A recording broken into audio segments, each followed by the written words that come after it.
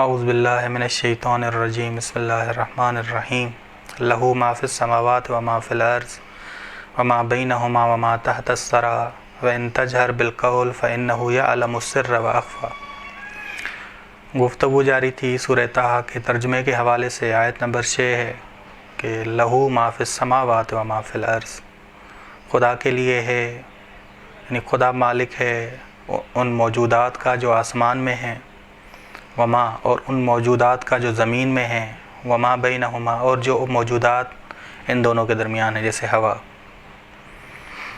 وما تحت الثری اور جو زمین کے اندر یا زمین کے نیچے ہیں۔ ثری سے مراد مٹی ہے، گیلی مٹی یا مٹی۔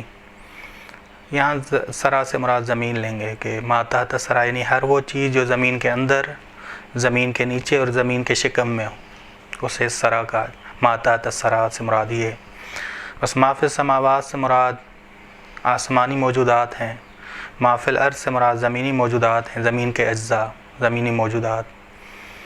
بس آسمانی موجودات، زمین کے موجودات جیسے انسان، حیوانات، نباتات، یہ زمینی موجودات ہیں۔ آسمانی موجودات جیسے فرشتے ہیں، سورج ہے، چاند ہے، یہ آسمان کے ہیں، ستارے ہیں، یا ہوا ما بینہما ہے۔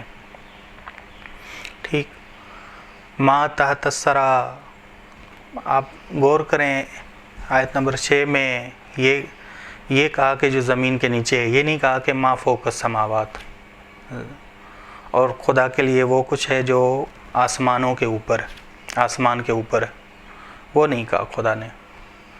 کیونکہ آیت نمبر 5 میں یہ ذکر ہو چکا ہے، عرش آسمان کے اوپر، وہاں ہو چکا ہے کہ اس وجہ سے ما فوق السما نہیں کہا، بس زمین کے جو نیچے ہے وہ بھی خدا اس کا مالک حقیقی اور مالک مطلق ہے۔ ٹھیک، آپ بس 5 نمبر آیت میں یہ ذکر ہوا کہ الرحمن علی العرش استوی، خدا رحمان عرش کے فرما روائی کے مقام پر، عرش جو ما فوق السما ہے وہ پہلے ذکر ہو چکا ہے کہ فرما روائی کے مقام پر استوار ہے۔ وَإِن تَجْهَرْ بِالْقَوْلِ اور اگر تم آشکار بات کرو، فَإِنَّهُ يَعْلَمُ السِّرَّ وَأَخْفَى بس جو تم آشکار بات کرتے ہو وہ تو خدا جانتا ہی ہے۔ فَإِنَّهُ يَعْلَمُ بس وہ جانتا ہے اس سر کو۔ سر جہر بلند آواز کو کہتے ہیں، آشکار بات کو کہتے ہیں۔ سر آہستہ بات کرنا یا یہ مراد ہے، یا راز والی بات جو انسان دوسروں کو نہیں بتاتا، اسے سر کہا جاتا ہے، جو دوسروں سے پوشیدہ کرتا ہے۔ اور اخفا وہ بات جو خود انسان سے بھی پوشیدہ ہے۔ بس خدا تمہاری آشکار باتوں کو بھی جانتا ہے، خدا تمہارے اسرار کو بھی جانتا ہے، اور خدا ان باتوں کو بھی جانتا ہے جو تم سے پوشیدہ ہیں، بس ان تجہر بالقول بس اگر تم آشکار بات کرو وہ بھی خدا جانتا ہے۔ فإنہ یعلم السر واخفی بس یقیناً وہ تمہارے اسرار کو بھی جانتا ہے اور ان باتوں کو بھی جانتا ہے جنہیں تم نہیں جانتے، جو تم سے پوشیدہ ہیں۔ بس اب نتیجہ گیری آئے، اللہ لا الہ الا هو اللہ الاسماء الحسنی۔ آیت نمبر 4 نے کہا تنزیلا ممن خلق الارض کہ خدا یہ قرآن نازل ہوا ہے اس کی جانب سے جس نے زمین کو خلق کیا، بلند آسمانوں کو خلق کیا۔ بس خالق اس جہاں کا خدا ہے، مالک اس جہاں کا خدا ہے۔ کہ آیت نمبر 6 نے کہا لہو ما فی السماوات و ما فی الارض، رب بھی وہی ہے، اسی کے تحت سارا کچھ چل رہا ہے، خدا تمہاری آشکار باتوں سے بھی واقف ہے، اسرار سے بھی واقف ہے، ان باتوں کو جو تم نہیں جانتے ان سے بھی واقف ہے، ان کو بھی جانتا ہے۔ بس اللہ خدا ہی ہے جس کے سوا کوئی معبود، اسی کی عبادت ہونی چاہیے، بس اسی خدا کی عبادت ہونی چاہیے، اور اسی کے تمام کمالات ہیں۔ یہ لہ الاسماء الحسنی، اس کے بہترین نام ہیں، یعنی کیا، اس کے لیے تمام کمالات ہیں۔ بس یہ نتیجہ گیری کی گئی۔ اب اس سورے کے شروع میں آپ دیکھیں کہ رسول خدا کی نبوت سے آغاز ہوا اس سورے کا۔ ما انزلنا علیک القرآن لتشقی، نہیں ہم نے تم پر یہ قرآن نازل کیا مگر تاکہ تم مشقت میں پڑو، تاکہ تم مشقت، بس تمہیں مشقت میں ڈالنے کے لیے، رنجیدہ کرنے کے لیے قرآن نازل نہیں کیا، بس جو تم حق کا پیغام سناؤ، جو مانتا ہے وہ مانے، جو نہیں مانتا ان کے لیے تم پریشان نہ ہو. ٹھیک. اب نبوت جناب موسیٰ کا ذکر ہو رہا ہے، آغاز ہو رہا ہے جناب موسیٰ کی نبوت کا ذکر، کیا قصہ حل اتاک حدیث موسیٰ، کیا تمہارے پاس آئی ہے جناب موسیٰ کی حدیث، جناب موسیٰ کی بات. بس قرآن حدیث ہے اور محدث خداوند عالم ہے، بات کرنے والا خداوند عالم ہے، کہ قرآن نے کہا ومن اصدق من اللہ حدیثا، خدا سے زیادہ سچا بات کرنے میں کون ہو سکتا ہے.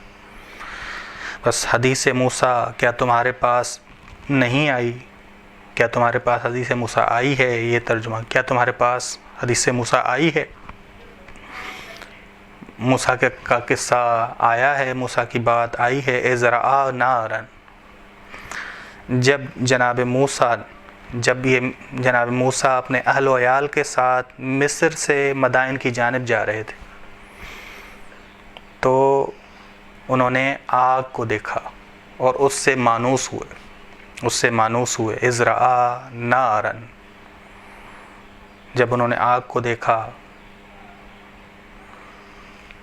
فقال، بس کہا لأہلہ، اپنے اہل و عیال سے، امکثوا، ٹھہر جاؤ، انی آنست نارا، میں مانوس ہوا ہوں اس آگ سے.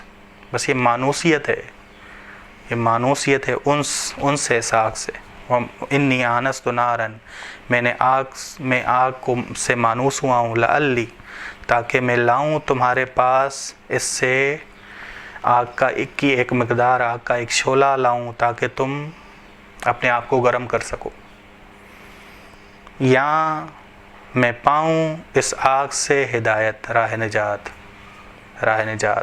بس یہ آگ کوئی عام آگ نہیں ہے، یہ آگ جس سے مانوس ہوا ہے نبی خدا. بس پاکیزہ وادی میں یہ آگ دیکھیے، بس یہ الہی آگ ہے. ٹھیک. اذ رأى نارا فقال لأہلہ، بس جب انہوں نے دیکھا آگ کو، اپنے اہل و عیال سے کہا ٹھہر جاؤ، میں مانوس ہوا ہوں اس آگ سے، تاکہ میں لے آؤں اس سے آگ کا شعلہ، تاکہ تم گرم ہو جاؤ، یا پاؤں راہ نجات، راہ ہدایت، مزید ہدایت، مزید بلندی. وصلی اللہ علی محمد اہل بیتہ الطیبین الطاہرین.